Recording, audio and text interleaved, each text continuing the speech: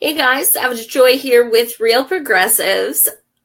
Tonight I am joined by Kareem Kandil. We are actually in Pennsylvania, which is very exciting for me because all this week I get to interview candidates from my own state. Kareem is running for state rep in PA District 30. So thank you so much for joining us tonight, Kareem. We appreciate it. And thanks for having me. I appreciate it as well. Absolutely. I was on an Our Revolution Pennsylvania call, and Kareem was on the call, and there were three candidates on there, and he just stuck out to me because he was so well-spoken and passionate. So I basically, snatched his info like as soon as I hung up. So I'm glad you did. So just kind of a quick background for you guys. You studied bioengineering at Pitt? That's correct. Yeah, at the University of Pittsburgh. I did that. I mostly did a lot of psychology work in a genetics lab in the local university hospital as well. While I was in school, I was doing a lot of things for medical background and preparing to go to medical school, and things kind of took a different turn, which is why I'm speaking to you now. But that was a lot of my background back then. And then it also says that you worked as a lab research assistant. Right, well. Exactly. Yeah. So that was, again, it's called Western Psychiatric Institute and Clinic. It's the mental health facility that's part of the University of Pittsburgh Medical Center. So I was doing a lot of research with them in their genetics lab. You can find some of my published papers, especially in the heritability of mental disorders, schizophrenia and bipolar disorder, things like that. And I was very interested to kind of see a more systemic approach to treating things like mental health problems that really don't get the attention that a lot of other health problems get, and that's not even getting into how bad our health system is altogether. So, absolutely, I just actually posted about that today. How mental health is just not addressed nearly as much as it should be.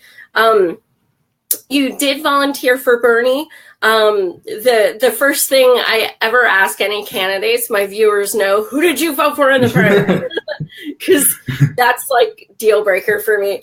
And it also says in your bio that you're known for your activism in the local Muslim community.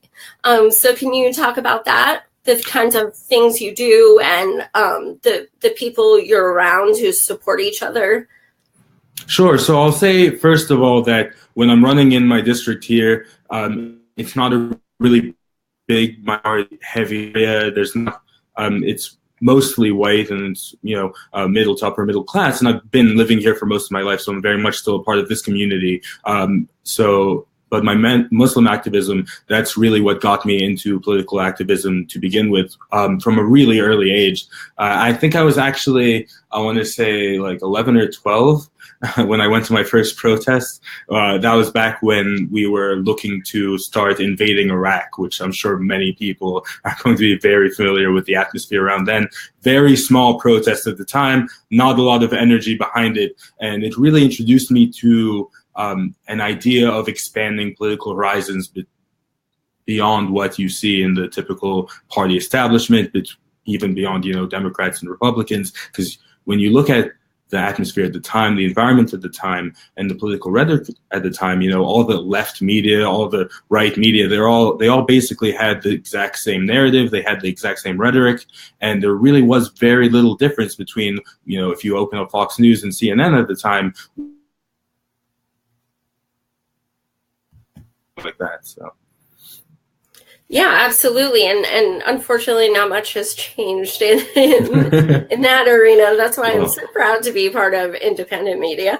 So that's pretty amazing that you started at like 12, because many of us fully acknowledge that we didn't so-called get woke until Bernie.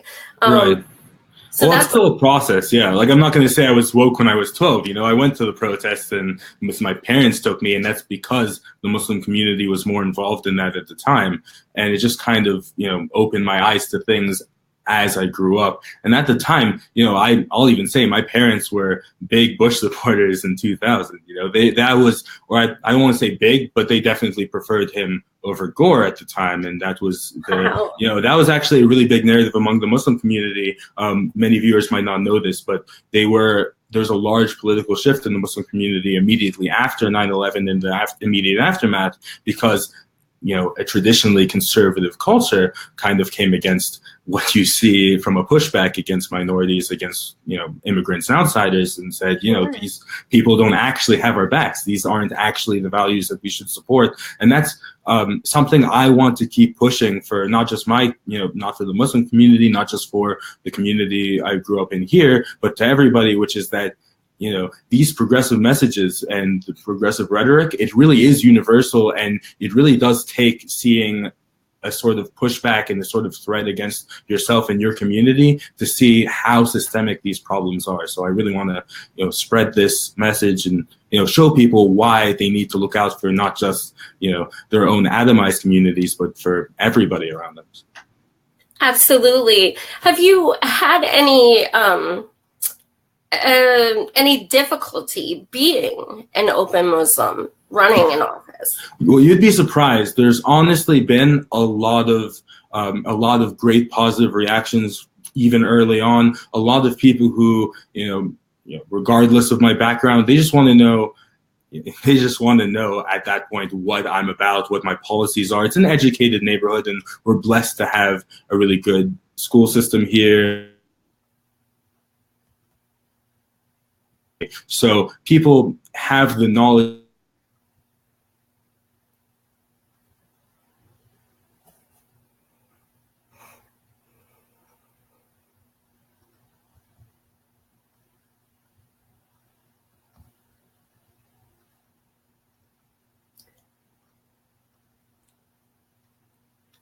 Sorry, guys. It looks like he is freezing.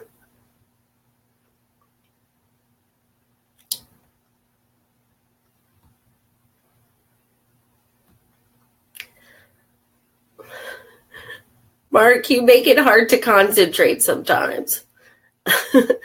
I'm sorry, guys. I am going to try to get him back.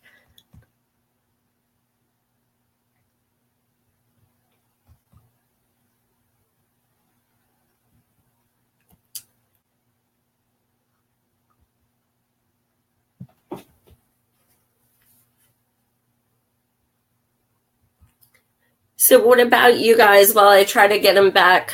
Oh, here he comes back in. Out of curiosity, when did you guys start becoming active and not just getting into politics, but actually, you know, marching in the streets and you know, doing petitions and things like that? If you want to just enter your age in the comments, I'm kind of curious. Sorry, I think I dropped out for a second there. Sorry about that. Sorry. There we go. If you said that your experience as a Muslim candidate has been positive.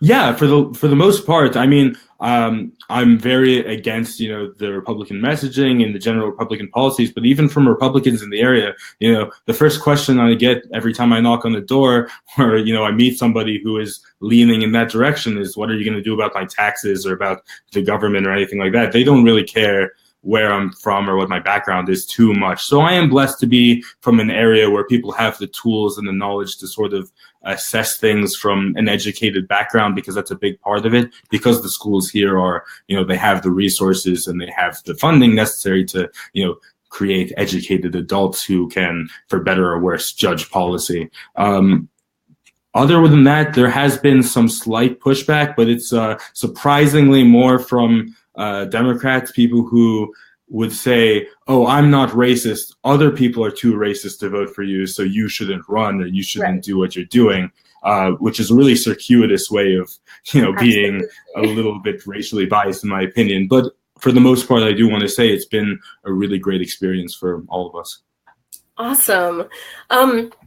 how many people are you running against as far as Democrats?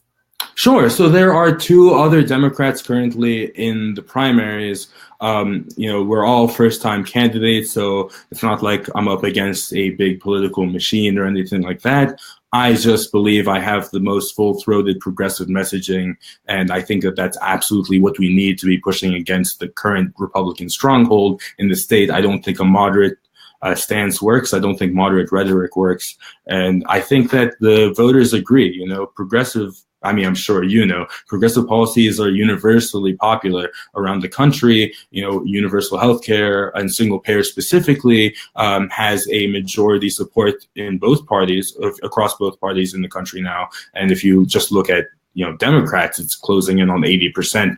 These kinds of things are just not controversial. So if you're trying to push a moderate message to appeal to the middle, you're not really appealing to anybody. So that's absolutely centrism as to go. So one of the major downfalls of living in Pennsylvania is we have a closed primary. And unfortunately we do have to register a month in advance. What was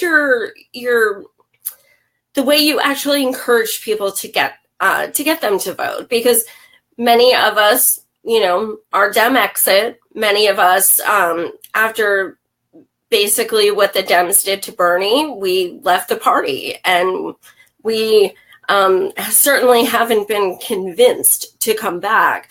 And a lot of people are rightfully so, very defeated, and they feel like their vote doesn't count. So did you come across a lot of that when you were trying to get people to register? I'll say even my own dad, like last year, when around the time that Ellison lost the DNC race, he was 100% fed up and he wanted to leave. And, I just had to say to him, I understand the frustration. I understand the tension you're feeling in staying with this party that you feel doesn't represent you enough. But the truth is, if you register as an independent, if you leave the party, if you do anything else like that, you're just not going to get a voice at all. And the only way we can get a change for open primaries, for ranked choice, for anything else like that, you're gonna have to register within the system, and you're going to have to vote for candidates who are saying that they're going to change and push things in a more progressive direction voting wise. So it's tough, and I don't like to tell people to align themselves with a particular party. I don't want to tell them, oh, you're wrong to feel this way or to feel betrayed or hurt or anything else. But I just want to tell people, if you want to have your voice heard, unfortunately, that's what you have to do. So. And what do you hope to see in the future? Even specifically our state, do you want paper ballots and even ranked choice voting in the future? What do you, because I know on your platform you do have fair elections, and that comes down to a lot. There's a lot of shit we witnessed in 2016. Right.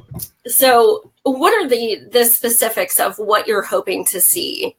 Right. Well, this isn't 100% what I put down for fair elections, because this is a much broader issue. But when we're talking about Pennsylvania and fair elections within Pennsylvania, it goes way beyond 2016 or any other recent election, where we have one of the most rife histories of corruption in our state. Unfortunately, we have a state that companies like Sun Oil and United and Steel and like the Rockefeller basically ran our state way in the earlier part of the last century. And there was, and I don't know if you know this, a nickname for two of the lobbyists that were usually sent to Harrisburg for much of the 20th century, calling them the 51st and 52nd state senators, people who would be lobbied for support or to work on bills, rather than the actual speakers of the House or Senate leaders or anything like that. And those were, of course, the lobbyists from Sun Oil and from United Steel. So the whole thing is just, it has a much longer history than people imagine. And when we bring it into the modern day, of course, we have unlimited spending on, or unlimited donations to state candidates. You can give as much as you want, give how you want. there's really very little to no regulation on how lobbyists act. And if you want to move elections in a fair direction, you don't want these undue influences on our election spending and, how much companies can have a say in what our policies end up being. So that's going to have to be a big push. For individual voters, we're going to need to make sure that people can vote to the best of their ability. As somebody, I've actually traveled a lot for work in the past. I've had short notice work where somebody said, oh, you have to leave the state, this week, sorry. And with the way that absentee ballots, for example, work right now, you really have to, do it in a very specific time frame. Sometimes you don't even get it, even if you ask. It's just not a good system. So something like no excuse absentee ballots, where you don't have to tell them why you're leaving. You don't have to give a huge advance notice. You just get your absentee ballot if you say you want one, which is how it should work. And there's no reason to cut those people out of the system. Early voting should be expanded so that people have more of a chance to vote. If, it's ridiculous that you have to go in a specific time on a specific day where a lot of people need to work, and a lot of people need to work all day. Not everybody has a clean 9 to 5. Things like that, just, they need to be expanded in ways to allow everybody maximum access to the polls and maximum ability to go and cast their vote. And we can go on, and that there's a million things that we could do. But just generally, that's my approach, is that anything that makes voting easier, that's how we should move the system. So should you be elected, is money in politics one of the things that you would take on? Is that one of your passions? Sure. Yeah, that's something that I think anybody who's interested in the progressive message and progressive policies has to put, front and center in their policies and in their, just rhetoric in general. I've pledged to not take any money from specifically fossil fuel companies, but I think that goes across the board. I really do not want to take any corporate money. I don't think politicians should be taking corporate money and to fund their campaigns. It's just not an equitable system. It's, of course, going to lend support and lend support for the ideas of the corporations. You can't pretend to take their money and say that, oh, I'm still being objective. And in general, cuts some people out of the system. If you have a specific message, you're just not going to get the funding that a guy who's willing to give anything to the coal industry will. So it's something that we really need to be focusing on, especially in a state like Pennsylvania, which, like I said, has been run by companies like the energy lobby for so long. Yeah, interestingly enough, I'm not too far from Lancaster, and there's a city by that called Conestoga, and I went out there for a story a couple months ago, and they have hundreds of pipelines going on people's property, and they're okay. They don't need it. They're literally building them under schools. And Governor Wolf, actually, his assistant was just busted and is under investigation because she's taking a kickback because her husband works for oil companies. So this is totally why all this crap's going on. And Texas is the #1 pipeline state, but we're actually #2, which I didn't know. And it's scary. No, that's not. Yeah, that's true. And when you're talking about Governor Wolsey, I'm sorry if I cut you off. No.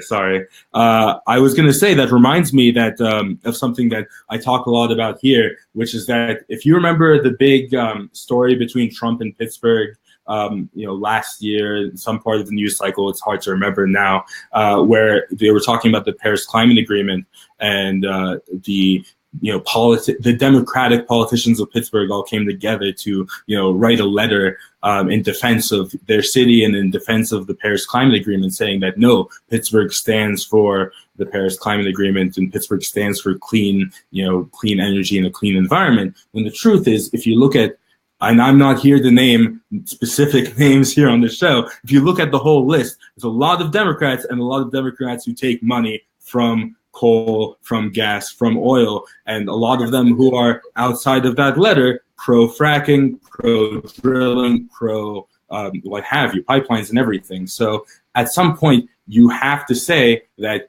yeah, these people just can't be trusted to be accepting corporate money, especially from these kinds of companies, if we want to move in a more environmentally conscious direction. And that's going to be a huge fight in our state, and specifically my region of the state. We have the worst air quality outside of California. We have one of the highest instances of cancer risk from air pollution in the entire country. I think we're in the top 2% at the last measure for cancer risk from air pollution, and a whole host of other problems come in, and that's without them even starting to properly move into, Allegheny County proper, which houses Pittsburgh. So things, I don't want to say they look bleak, but they definitely need a different direction if we hope to, curtail some of this environmental disasters that we're going to start seeing.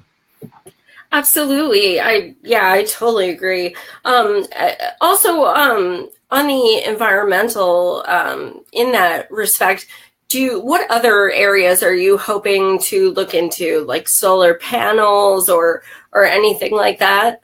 It's so, and sorry, I just have to laugh because the whole thing is just, the bar is so low right now that literally just getting our politicians to stop taking money from these companies and to stop propping up what are honestly dying industries. I'm no libertarian myself. I'm not a free market guy, but it's ridiculous that I can go up to libertarians and say, hey, if we're subsidizing these industries that would otherwise be dying and they're in the bottom 5 declining industries in the entire country, maybe that's not where your tax money should be going. It shouldn't. And that's how ridiculous it is that it's not even that these companies are great for our economy. It's not even that they're great, giving us great jobs or boosting the general revenue of the state or anything like that. They just really want to see their friends make the money that they make. So absolutely, I'm a big supporter of alternate energy plans. I think we need to start pouring more research and money and resources into, and specifically for our state, it's going to be solar and it's going to be wind.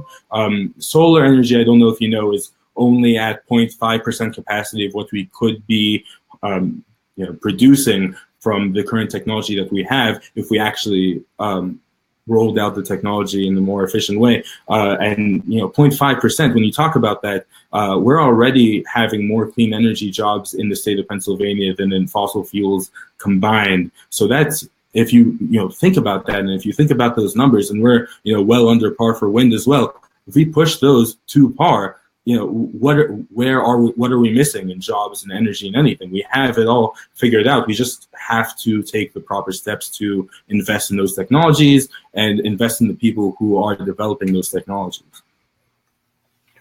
Right on. And I think, Pittsburgh area, I mean, that would be pretty, a good place to start in Pennsylvania.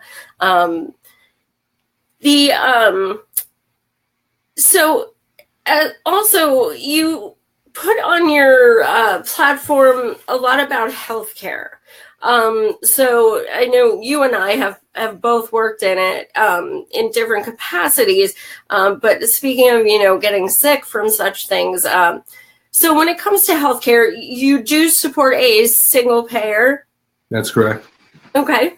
And can you just kind of explain why? Why do you feel like that's the option we need?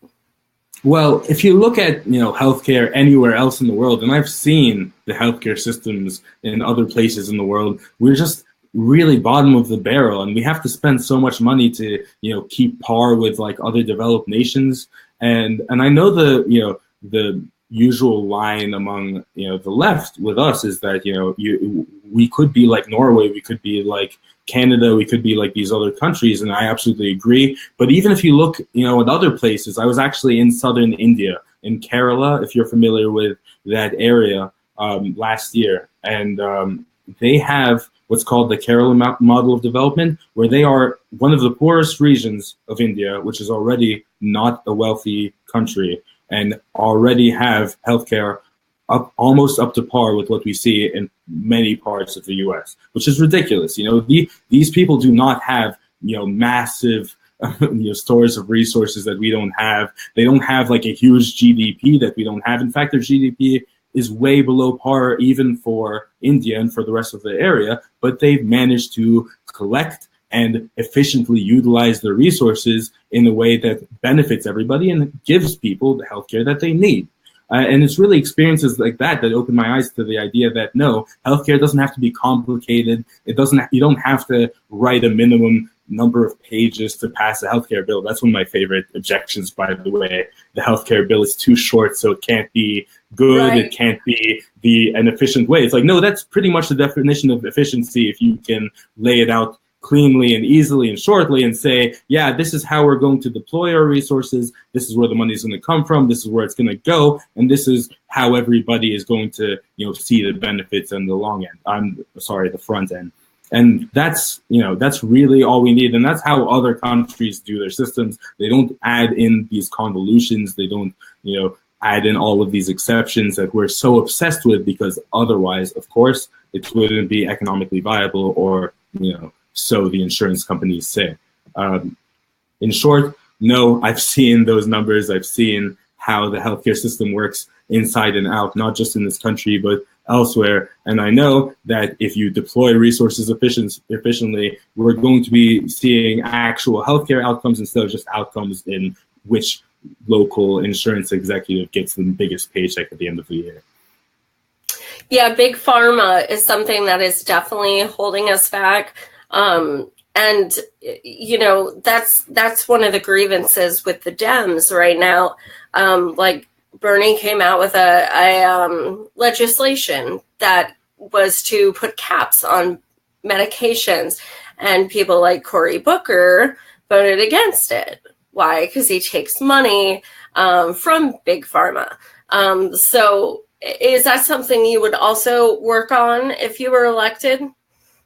Oh, money from big pharma? I mean, I across the board say that, nobody should take any corporate money whatsoever. And, people get really sensitive about the topic too, or they say, I know this senator, he's done good things for me. I know this congressman, he's done good things for our community, and he's such a good guy. And to be honest, I don't trust myself if I'm getting tons of money or I'm getting huge paychecks from these companies. That's just not a system we should put politicians into and expect good outcomes. It's just common sense. And we need to end the moralizing about it. Just say, hey, you know what? Maybe we just don't want people to have that pressure to begin with. Maybe we just don't want to put them in those states. So if you're talking about big pharma specifically, absolutely. I disagree with anybody taking money from big pharma or any other corporate backers at all. There really should be strict cutbacks in what money you can take and how.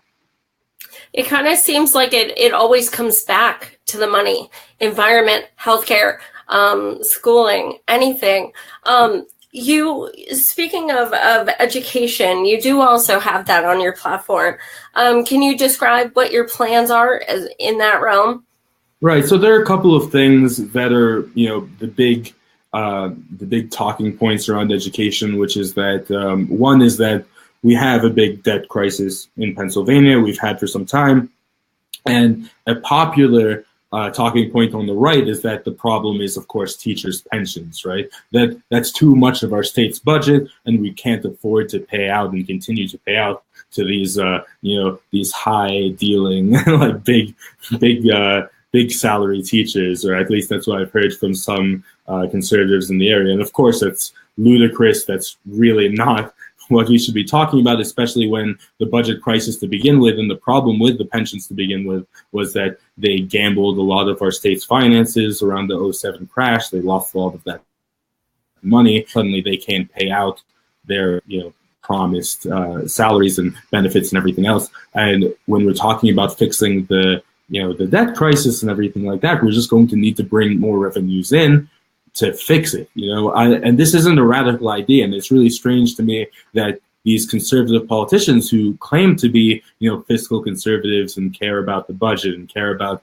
how much money is coming in and coming out, they don't really seem to care about any money coming in. And they don't care that, for example, what used to be 30% of our state's revenue, which is corporate taxations, has dropped below 15% over just, less than a couple decades. And that they're cutting, meanwhile, they're just cutting, taxes across the board for those corporations. They're giving them easements, they're giving them tax breaks, they're giving them subsidies, and then they're confused on the other end when suddenly they don't have anything to spend. And we really need to be asking them, to do their fair share, and so we can put that into schools and other places where we've had debts. Another thing is that we have one of the least equitable funding schemes for schools altogether. Our state pays, partially because of the massive debt crisis that I'm talking about, a really below par percentage of our education funding. In most states, it's 50-50 state and federal, at least to my knowledge, and we're hovering around the 35% for what we pay into our education budget, which is, of course, way too low. And then, of course, when we're talking about equitable schooling, we need to talk about how this funding is deployed as well. So people who are familiar with the recently passed fair funding formula that was passed in a bipartisan group, so this isn't even a far left idea, that would take into account special needs children who are growing up in poverty, English as a second language students, what have you, and say that actually a lot of these kids need more funding into their education, not less. They have more difficulty, or they're going to be facing more roadblocks. So we're going to need to give their teachers more funding and more resources to educate them. But the problem, of course, with the fair funding formula is that it only covers new revenues passed after the formula, which accounts for, I believe, 6% of total revenues. So if you expand that, make sure that everybody gets an equitable amount of our funding, and make sure that the funding pool altogether is large enough, which is why I was talking about the corporate tax problem. Then we can start to see a school system that works for everybody in the state. Right on. You also talk about justice reform, and you do talk about things that you want to see changing in our police force. Can you address that?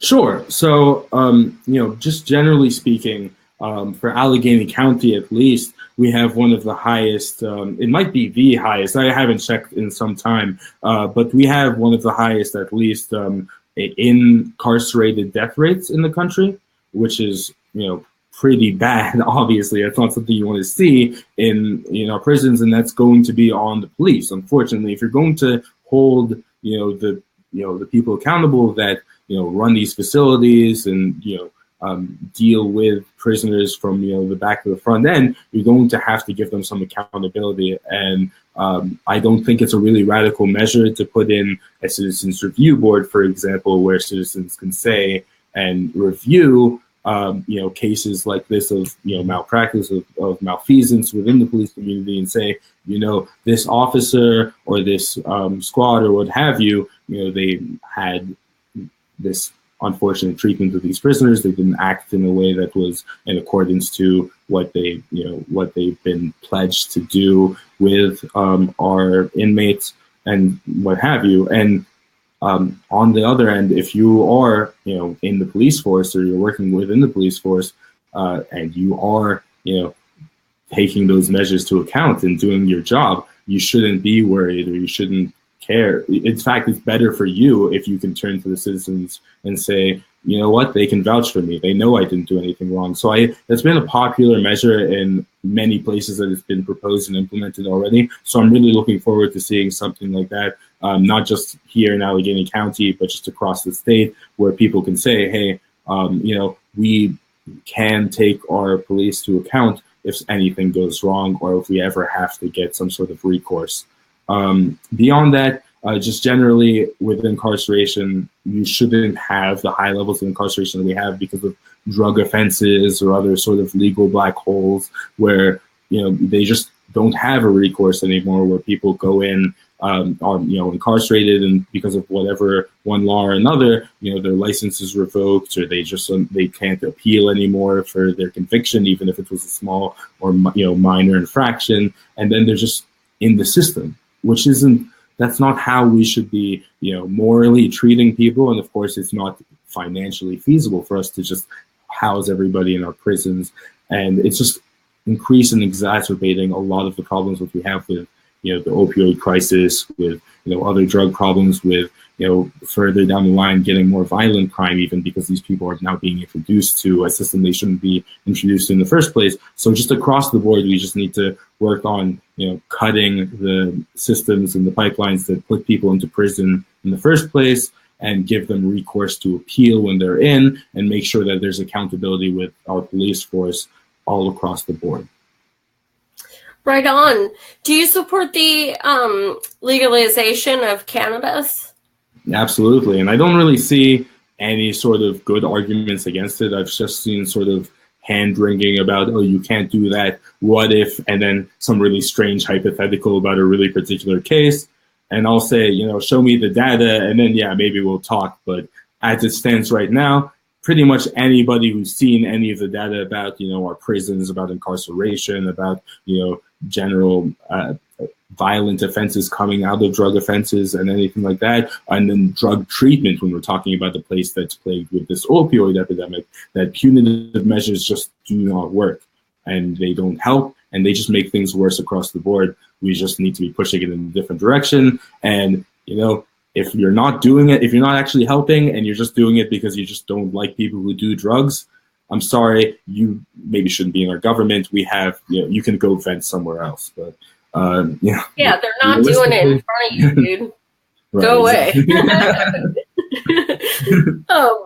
And that seems like such a huge reason why there's so many people in jail, people of color just in prisons all over our country just for having marijuana on them. So maybe that's a reason why some of them don't want to legalize it.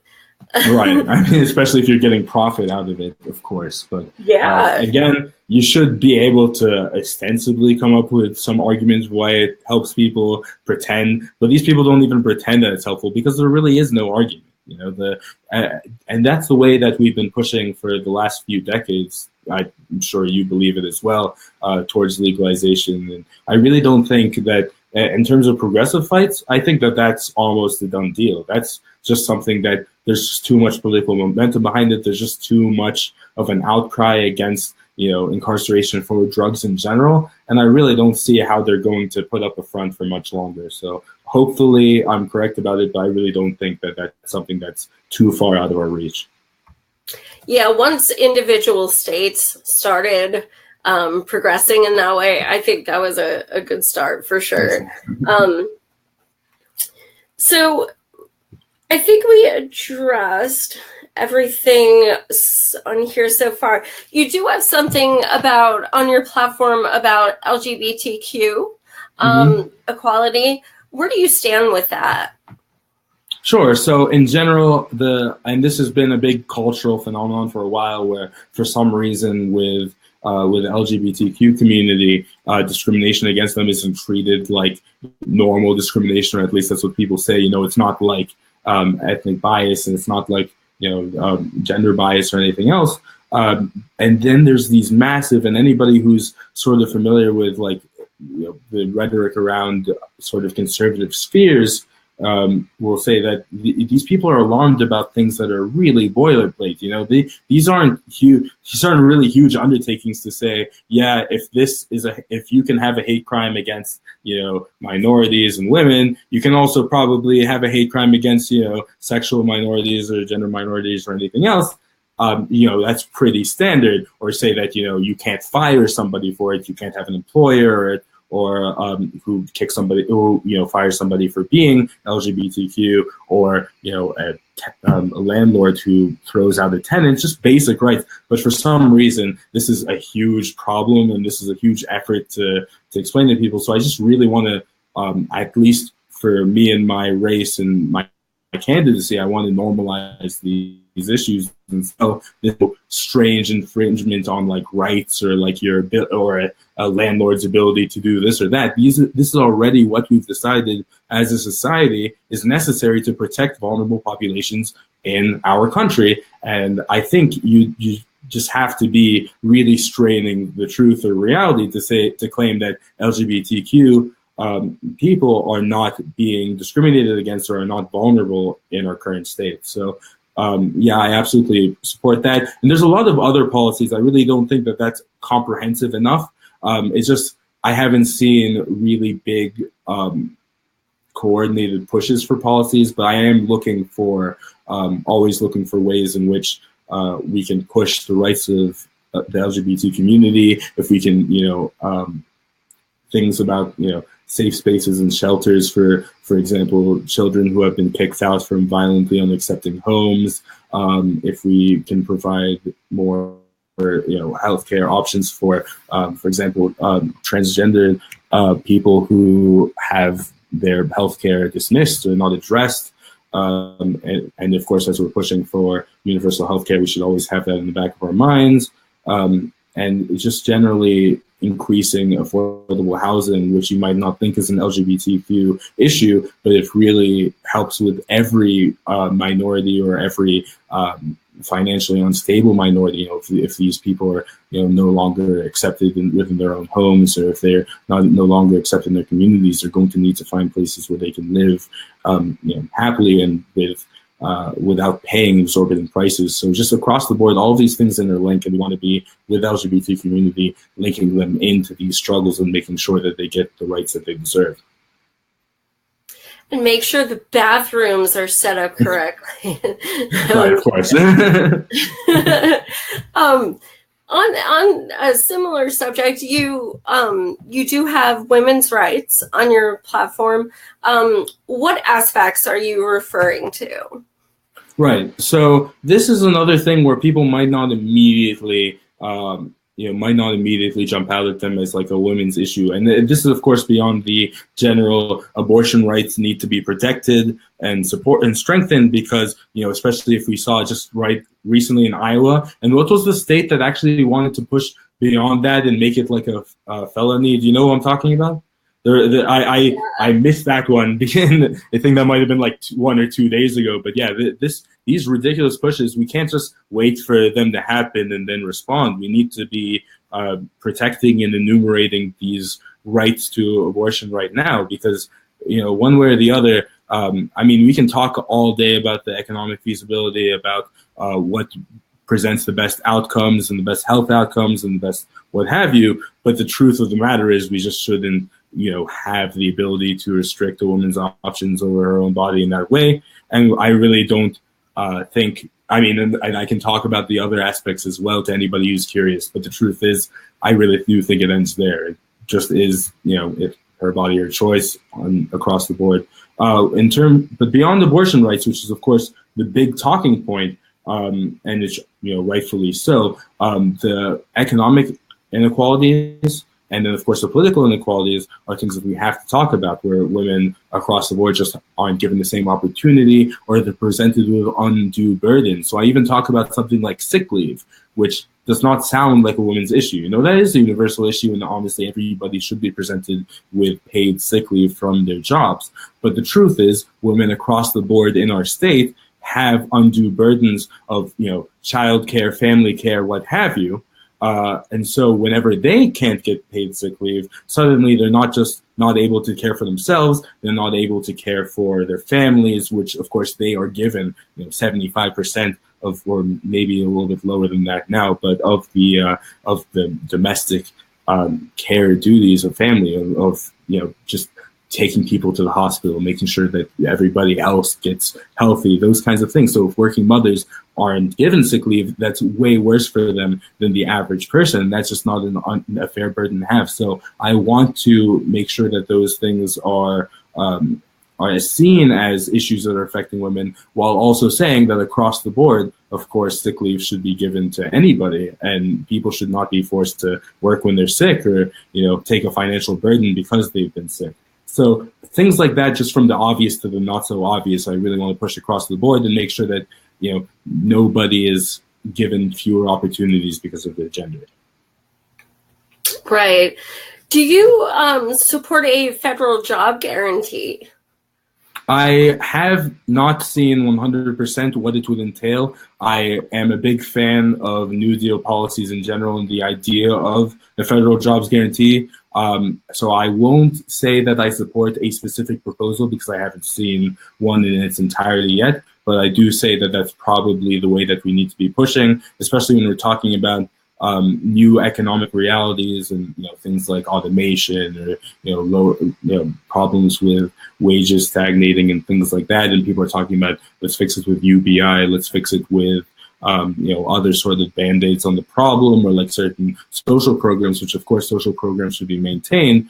But in general, I think that a jobs guarantee is the cleanest transition for now that we can have as our economy is shifting and evolving, making sure that, yeah, if you're talking about a system in which you still, in which you need to work a certain amount and to a certain degree to survive, then yeah, let's make sure people have the jobs to do it in the first place. Absolutely. Do you support a fight for 15, or what's your feeling on the minimum wage?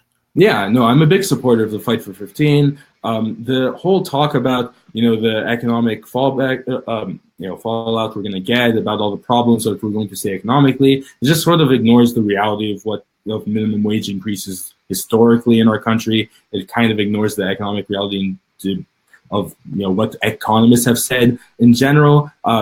So what I've seen from minimum wage increases as they've started in this cycle already in places like Seattle is that in general, it's like a yearly 10% increase, which is not massive already. And then you compound that with the fact that when you, even on small businesses, if you increase the minimum wage, that only affects something like 20% of their total revenues, which is not, the overwhelming amount that people say. And you end up saying something like 2 to 5% of their costs are going up by 2 to 5%, and that's of course very rough math.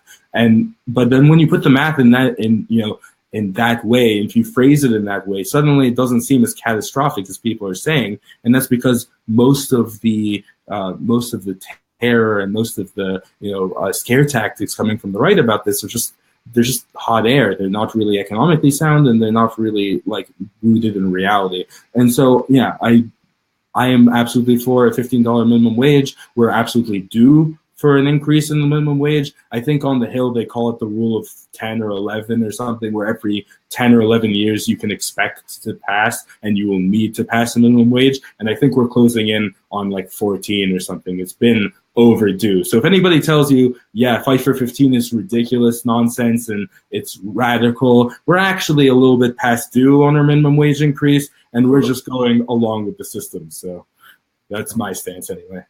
Yeah, by the time they give us anything more, I'm scared it'll be like a fight for 25 at this point.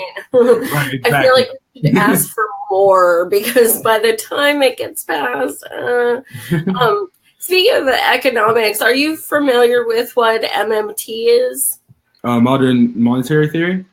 Yes. Is that I don't know. I don't know 100% the nuance of it. I'm not going to present myself as an expert in it, but I think I have a vague idea of the theory behind it and the ideas presented by MMT. Is there a particular stance you take on it? It's something we talk about with all of our candidates. Sure. Basically, federal taxes don't fund spending. So when people, usually corporate Dems and Republicans use the debt as, we can't do this because there's this looming debt over us. So we don't have the money to do this. If we do that, we have to cut this. It's not accurate. We make our own money, so we can essentially do whatever we need to. And someone else in the comments brought up a good point. I believe it was, I think it was Rob, that because we print our own money, technically we do have the ability to buy out each of the state's debts. Mm-hmm. Which then would solve our problem with schooling and stuff as well. Sure, absolutely. I was going to say, when we're talking about everything like that, and I don't mean to cede all the ground to the right and say that the debt is the first thing we should be worried about or our primary concern. I'm just saying, if that is a concern of yours and you're saying that we're spending more than we're bringing in, but you're not even willing to tax your corporate friends, maybe that's where we should be looking to tax. As for modern monetary theory, I had a vague idea that it is basically saying that you shouldn't work for austerity and you shouldn't be talking about debts first as your primary concern, and really you take care of what you need to take care of, and then you make the money match it. Which is, again, not something I'm an expert in, so I don't want to present an opinion as an expert, but I want to say that I agree with the general sentiment. I do think that it's 100% okay to prioritize the programs you need, the services you need, and then make our economy work for us, because we don't really work for the economy, despite what, certain factions of the right and just conservatives across the board, and I do include conservative Democrats in that, obviously, will have you think, which is that we are slaves to the singular economy. Whatever the economy dictates is what we should do. And of course, we are all connected equally and equitably to the results of the markets and the results of everything else that we see with what is considered the modern economy. So no, I absolutely agree with the sentiment 100%. But generally, I do say that, if we are talking about just very basic differences between revenues and spending, that most of the time the problem is the corporations just aren't giving enough, and we need to stop with the tax cuts and the subsidies on these dying industries. Well, the exciting thing is people on our team are giving you props in the comments. That's very exciting. I had a feeling that you would kind of know what it was just because you're very intelligent, and I knew that you studied some economics. I was like, I have a feeling. I'm just hesitant to speak about something as an expert when I'm not, but that's really what it was. But no, I appreciate the sentiment. As far as leaving our viewers with like a final thought, something you want them to take away, to get them to look into your platform or recommend you to people in the Pittsburgh area, what do you want to leave them with?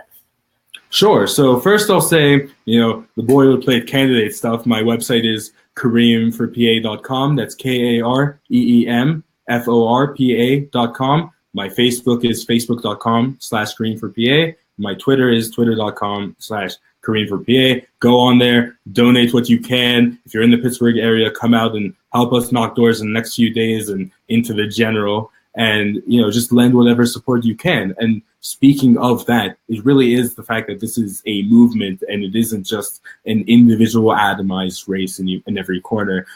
I'm positive that every person watching this, even if they don't have a good candidate running right now in their district or, in their state or for their congressional seat, there are people around them who are concerned and, have progressive ideas and progressive ideals and have the both the energy and the drive to push our country in the correct direction or in a better direction. And, it doesn't really take that much to get up and speak on behalf of people and advocate for, your community. If you haven't seen somebody do so already, please, go out and run for school board, run for council, run for whatever, or push people in your area to do that, so that we can start to see a real change in our communities where there's been a stagnation in politics for so long.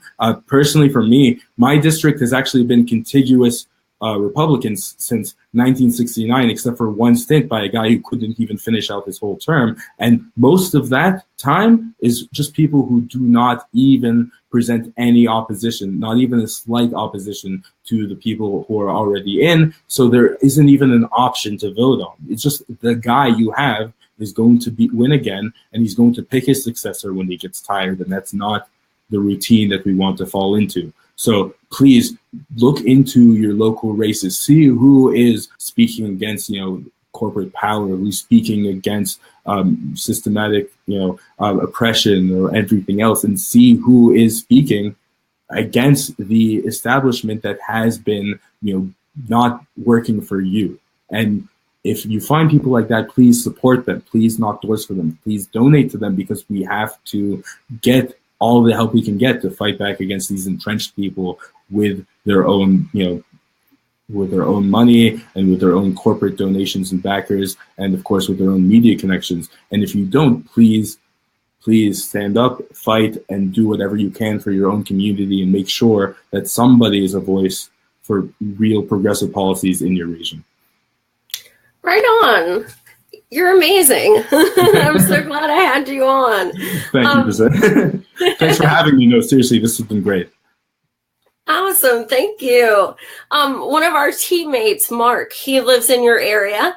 And unfortunately, I didn't see a few of his questions, I guess. And he wants to know if you'll be looking at the comments and questions in the feed then after we get off the air.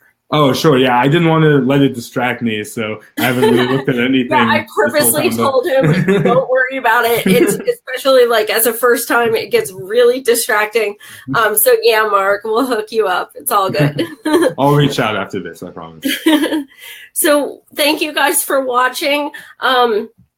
Tomorrow I'm going to be doing a really short impromptu show about a domestic violence charity I've been on the board of for 6 years. This is our annual event, and I wanted to just kind of talk about domestic violence a little and give some statistics and tell a little bit about the charity and what we do. Then Wednesday, I have another Pennsylvanian. His name is Chris Robb. He's from Philly area. He went to Harvard and taught at Princeton and all this fun stuff, and I'm a little intimidated. Then Friday, I have another Pennsylvanian, Kristen Seal. She was a Bernie delegate. So lots of fun people this week and all Pennsylvanians. So again, thank you guys for watching, and thank you once more, Kareem, for joining us. Thanks so much for having me. It's been a pleasure. Absolutely. Take care, and best of luck Tuesday. If you're in Pennsylvania, get off your asses and vote on Tuesday. Do it. Thanks, guys. Yeah.